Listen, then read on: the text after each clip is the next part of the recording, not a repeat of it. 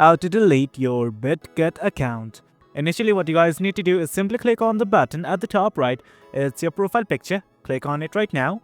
Once you do that, something like this will open up. From here, all you guys need to do is simply click on your profile picture once again. Once you do that, you will be redirected to your dashboard. As you guys can see, lots of options. But right now, simply click on this My Profile button associated with your profile. Click on it, and this is it. This is my profile. Lots of things right here. I'm simply going to scroll down, and at the bottom you are going to see the close account button. Simply click on this button associated with it, and this is it.